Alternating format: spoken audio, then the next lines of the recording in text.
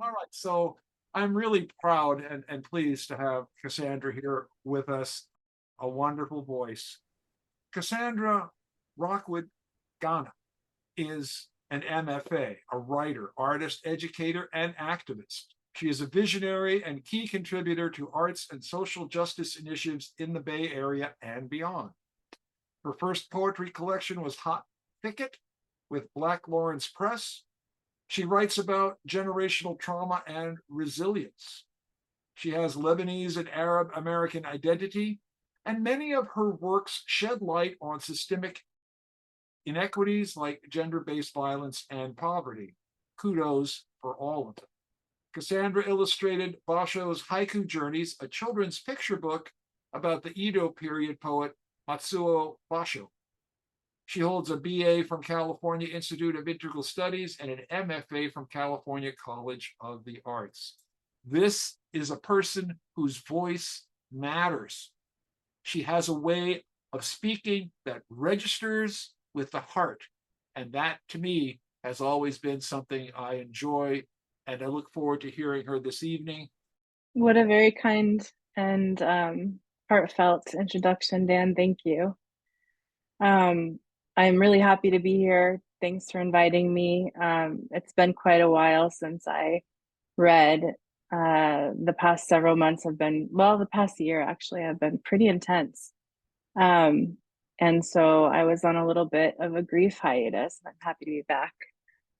Before I start, I'd like to just mention that I'm tuning in from Ohlone territory, Berkeley, California. I honor the First Nation people of this land, and I'm also spending a lot of time honoring lives lost overseas and Gaza right now. And I recognize that it's quite a privilege to be able to sit here and share my poetry at such a time on the planet. Um, I chose to go with the theme of three pieces that have either been published and enjoyed by readers or given awards. There was a list of options to choose from, and so I chose three poems that fit that. And I just want to say this really briefly. I'll be reading at Medicine for Nightmares on May 8th in person, and I'll be reading some newer work then. So today I'm reading from my book, Hot Thicket. I'll drop the link in the chat afterwards. And just to give a little bit of a warning, a lot of my work does involve sexual assault. So if anybody is uncomfortable with that, they should mute or leave the Zoom. This is called Speak of Violets. She spoke of violets she was given as a child, her voice tight, unhappy. He violated me, she said, with violets in her throat. Years later, she gave me the books. What men did in the books made me think of the giver of her violets. I get the story, I thought. When I was 17, I tasted a violet for the first time, drank too much wine at a party. He followed me upstairs. I woke in a t-shirt, head aching, dizzy, salty violets in my mouth, wet lavender between my thighs. Friends were watching a movie downstairs. They said the floorboards creaked all night. I saw the sheets I woke in dyed deep amethyst. Sweet violets fell from the ceiling, and that was the morning fun began to sound like bedpost, like wood. 6 years later, my boss force-fed me blossoms in exchange for a job. He kissed me with velvety flowers as I cried, told me to drink dirty bouquets. For weeks, I was drenched in fear, every shade of blue and purple. Now I know how they taste. Bitter, like baking soda, smell of sweat and dirt, sound of wood and metal, soft petals feel like a pressure that won't let up. I feel it when someone walks behind me to my car, violet sororia roots violating me long after footsteps disappear. I pluck them, stem, stamen from my tender areolas, lips, scratch, tear at an embedded garden, strung, heart-shaped, asymmetrical, blooming from violent times, Johnny jump up, pansy frightened even of the dappled shade, listening to sounds outside my window at night, spitting violets, tasting for metal, always afraid someone might arrive to visit me with more flowers.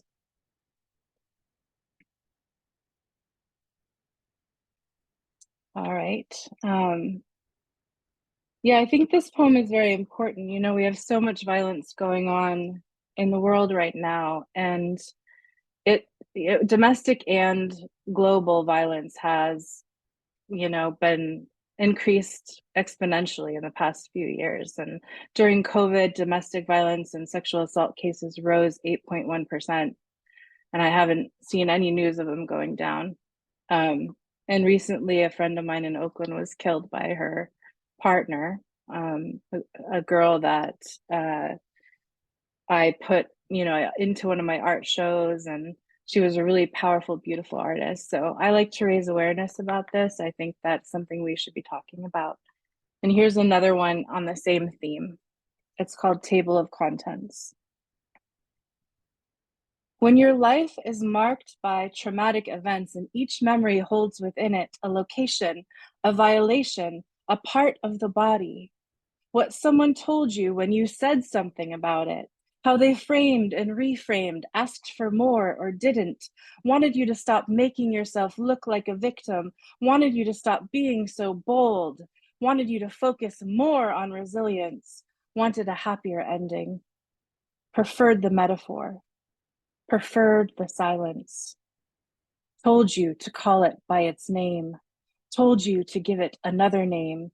And when you did, when you called it teeth, that wasn't the right one. And when you called it flora, that had already been done. How do you make chapters, add titles, separate one thing from the next in an Ouroboros of returning, when the new pain is inflicted by the same mouth, when the same pain is inflicted by a different mouth, when you're reminded of what occurred? How does that not become something fresh? How is vicarious trauma not your own trauma? How does the child not witness the mother and then become her? The child is writing on the wall what the mother is writing on the child's back. Who gets to tell the child what it knows about violence? When page 5 is also the same as page 55, just years apart or generations apart, when the father's hands find their way into everything, when the father wants to use your own hands to write him a new name, and when the priest wants that too. When there's a correlation between the abuse of earth and the abuse of women and children, and you try to make music out of it, but the record keeps skipping, and you're walking a different path, but the same flowers grow there. And the way it became a movie in your head wasn't acceptable. They called you a trauma pornographer because it doesn't suit their gaze. And then they ask you to submit, to include a table of contents or turn it into a memoir. Make it represent the whole of you, at least, so then they can call you damaged. Give each page its own title so that they can categorize it. And it begins to remind you of slut shaming and victim blaming. Wear a longer skirt, they say. Bad things won't happen. Show less skin, be more ladylike. But you know that's how this all started in the first place, how it began before you were born. The order of things has always been your undoing. So instead, you give them more of what they don't approve of. You give them your version of the story, how one afternoon in a park is only survivable if you turn it into a one-act play. How the spirit knows how to fly above the body, yes, but that's when the child is no more. And you do it even though you won't get the same accolades as a man will for telling his version. And you do it even though they'll try to invade it and invalidate it.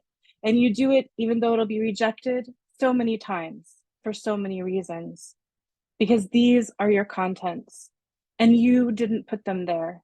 It's time to expose them to the light of day, return them to their senders. It's time to put them on the table. Thank you. This poem won first place award in Common Ground Review in 2018 or 2019. I think it was 2019. And Speak of Violets is part of a longer excerpted version of my memoir that was awarded second place in the Lifted Brows Creative Nonfiction contest in 2018. This final poem that I'm going to read is one that people tell me they love. And so it has not won any awards, but the general public always seems to love it. And I think it's kind of another topic that it's good to focus on at this time. I thought that I earmarked it, but oh, here we go. This is called Elephant Burial. I revisit the mark where you once lay, slow moving eyes creasing like an aerial riverbed. Dream walks along that mother river, in and out of hotels with peeling walls. I end up in other countries, listening to wise boys run on dirt roads. My friends are all there in small boats. They see the sky, but they don't see me.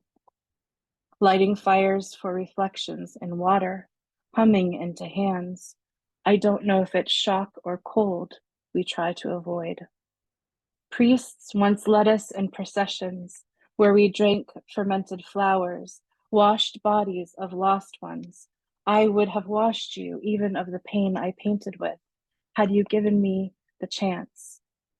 We forgot to tie our fingers tightly with red string and cut it with an axe. We forgot to mix the ashes with food and wrap them in fresh muslin, so we could dance around the tomb to live music. I covered my eyes and felt my hands becoming marigolds.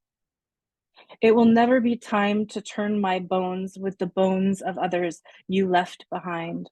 Hold me skyward and shout, I give you back to your life.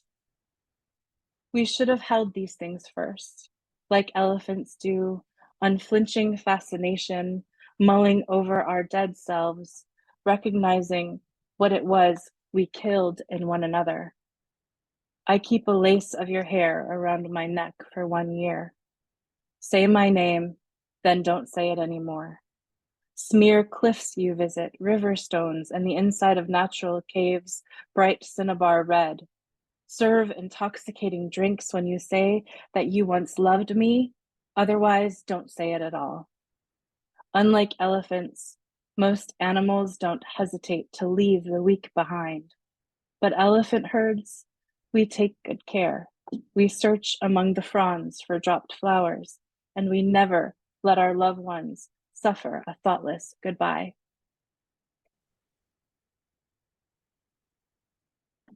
Well, earlier everybody was speaking about fantasy, and I have one that's kind of about fantasy in here. I guess that was the informal theme of the night for the open mic. This one's called Thickness.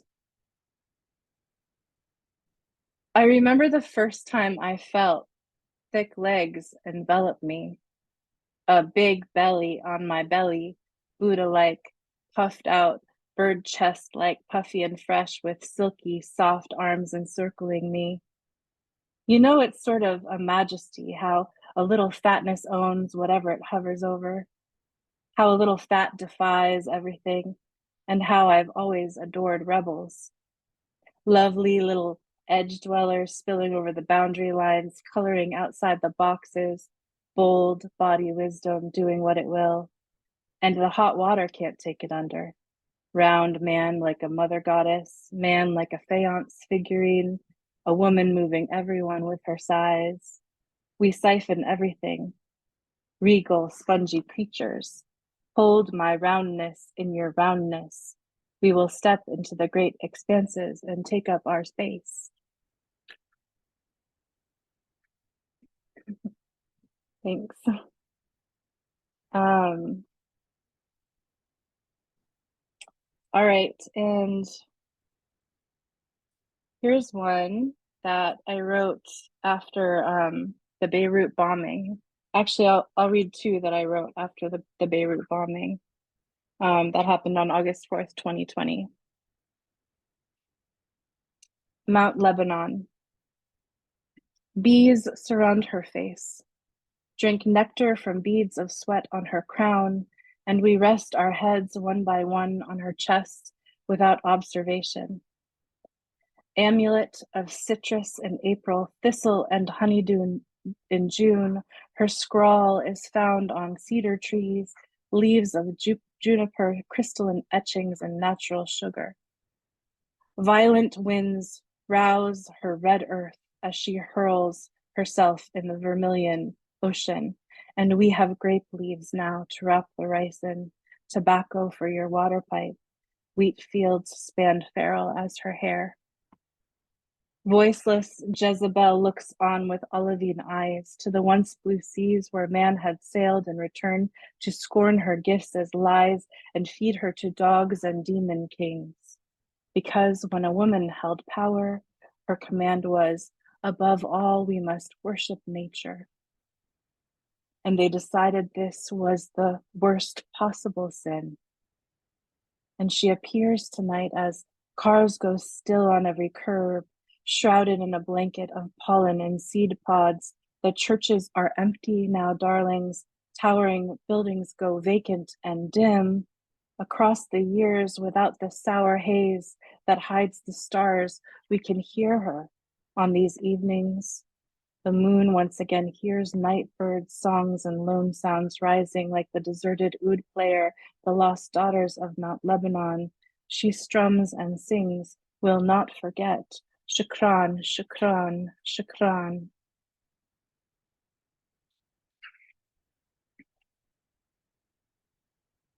This one's called New Growth, and this is for a young girl named Alexandra Najar. She was born on January 26, 2017, and died on August 4th, 2020, with the Beirut bombing.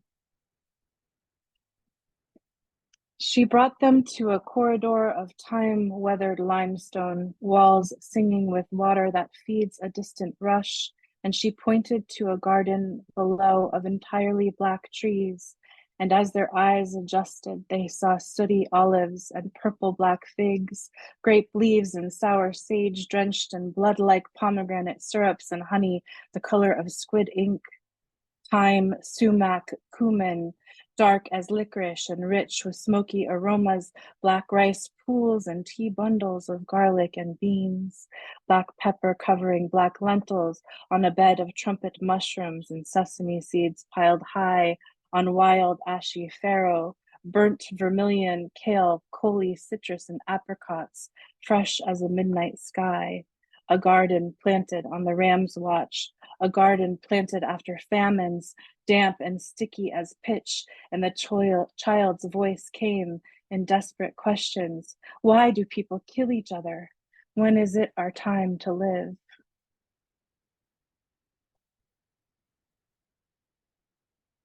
All right, and one more. This is about colonization. It's called Covert. Who were you before ships became your shoes? Now you sway on Mesozoic legs and wonder why there's no stability. I heard you pierced ears with knives and severed free thinking on every continent before. And now you find dissolution sung by virgins and bird god voices, often dressed like men to make you listen. When you arrived, you raised a flag and signed with the last heart you ate, just to let us know you were in the harbor. Now you make a crown that resembles it and tell everyone to stay put for the body count. You say drink and be merry, offering barrel-aged tears from a lost pleasure shore, calling the casualties saviors, but only so long as their names serve as snares. When the last remaining bridges have been burned and the rivers run dry, then you'll beg. But wait, see how beautiful your heart would look on a stick? You could be the next flag stake on my territory of ladders. All right, I'm going to stop there. We'll leave a little bit of time at the end. Thank you again. It's so nice to see some fresh faces, some faces that I've seen before. And I just really appreciate being welcomed here tonight. Unmute, ladies and gentlemen. Let her hear some of the respect and honoring that she so richly deserves for those pieces and all the work that she is doing. Absolutely beautiful, Cassandra. Wonderful. Mika. Beautiful. Beautiful Uh-huh. work. Beautiful work. Thank you. Great power. Great power. Shukran jazilan. Beautiful. So well done. Thank you.